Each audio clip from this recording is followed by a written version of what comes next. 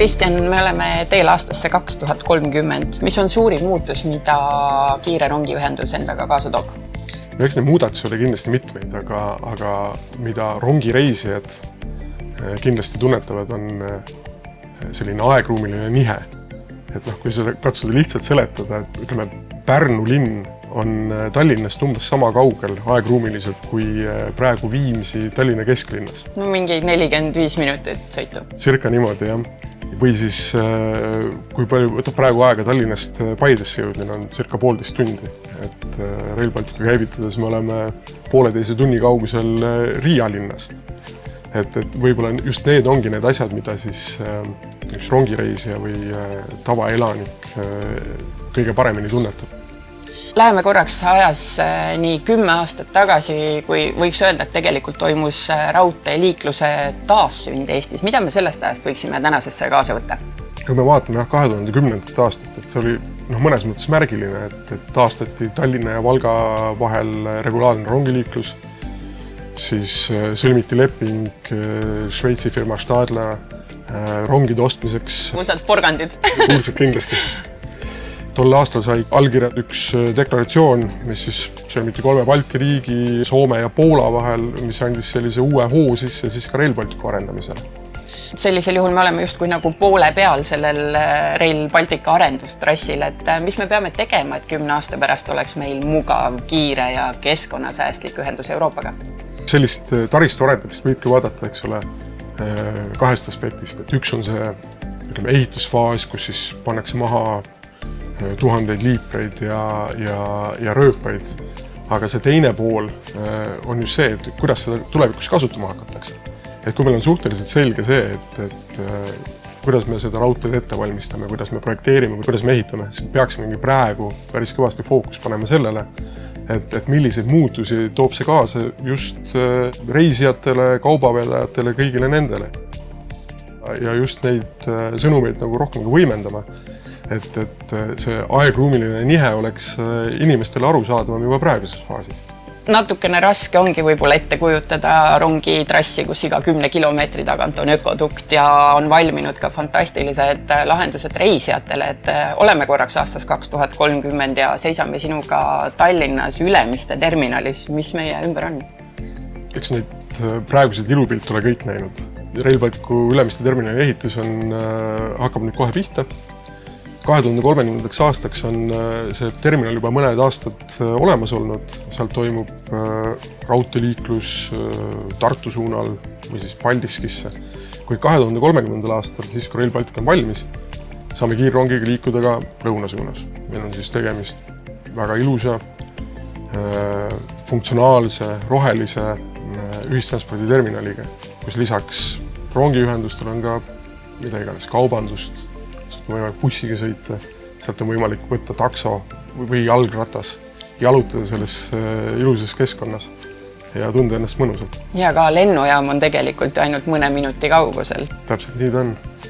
Et see loob sellise Eesti jaoks tervikuna ühe täiesti uue värava, mis ongi siis kohaks, kus kohas saavad reisid alguse, kus nad lõppevad või on kas või vahepeatuseks.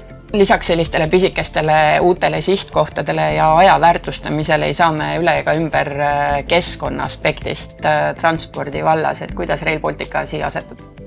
No, kui me vaatame jälle seda 2030. aastat, siis me olemegi selle kliimapöörde sellises keskpunktis.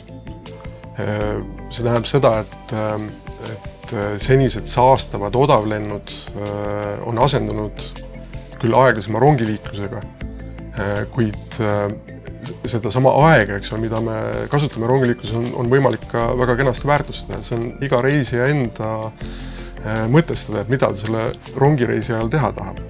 Et olgu ta siis aeg ise endale, oma mõtetes olemiseks, aeg teha tööd ja seda kõike liikumises ühest punktist teise. Kui aegruumi mõiste muutub, mida see tähendab eestlastele igapäevaelus? No, sisuliselt tähendab see seda, et üks või teine koht on inimestele lähemal mingis keskuses, kui ta varem oli. Ma usun, et 2030. aastal me juba näeme seda, kuidas noored pered on kolinud Tallinnast Järvakanti või Kohilasse. Neil on võimalik elada mingites uutes elamurajoonides, mis on tegelikult tekkinud või ehitatud just seetõttu, et nende lähedus suurematele keskustele, olgu siis Tallinn või Pärnu, on nüüd ajaliselt ka lähemale toodud. Sisuliselt tähendab see seda, et sul on võimalik teha jätkuvalt kaugtööd, aga sul on võimalik ka kiirelt liikuda füüsilistele kohtumistele olulistesse asukohtades. Või näiteks siis veeta nädalavahetus Tallinna asemel hoopiski Riias, sest ta on ju nüüd ajaliselt märgatavalt lähemal. See ongi huvitav koht, et seni me oleme Rail Balticast rääkinud hästi eestlase perspektiivis, et kuidas eestlane saab siit Riiga või Berliini. Aga mida me saame täna teha, et see toimuks ka vastupidi, et Berliini inimene või keegi Kaunasest sooviks tulla Tallinnasse? Ühtpidi tulekski vaadata Rail Balticut ka sellisena, et kõik erinevad sellised transpordivõimalused ja koridorid toovad tegelikult teisi linnu sihtkohti lähemale, et see ei puuduta tõesti ainult seda, et kui seni oli Tallinn, eks ole, kõigi reiside alguspunkt ja see koht, kus lennukirattad maad puudutasid, see oli siis nagu reisi lõpp-punkt. Siis sisuliselt Rail Baltic võimaldab ju meil kiirelt liikuda ka näiteks Riiga või Kaunasesse. See, et teised meid paremini näeksid, see sõltubki suuresti sellest, eks ole, kui head on ühendusvõimalused. Ükskõik, kas me räägime lennuliiklusest või rongiliiklusest, oluline ongi see sihtkohtade lihtne kättesaadavus. Olles Rail Balticu arendamisega ajalises perspektiivis poole peal, on täiesti selge see aeg, et kus inseneridel ja ehitajatel on omad suunad käes. 2030. aastaks on Rail Baltic valmis, kuid praegu oleks just see hetk, kus kohas ongi aeg ka turundajatel hakata vaatama seda, kuidas neid võimalusi, neid uusi transpordivõimalusi ära kasutada. Milliseid teenuseid pakkuda rongijaamades, kuidas ühendada paremini omavahel erinevaid transpordiliike. Ja kuidas meelitada siia seesama Berliini, Kaunase või Riia inimene, eks ole? Või kas või inimesed Reykjavikist või Brüsselist või Barcelonast. Tõsi. Ega polegi kahtlust, et ääretult oluline on Rail Baltic projektis ka see, kuidas me turundame seda transpordiühendust kui uut võimalust ja kuidas me turundame endi selle valguses maailmale.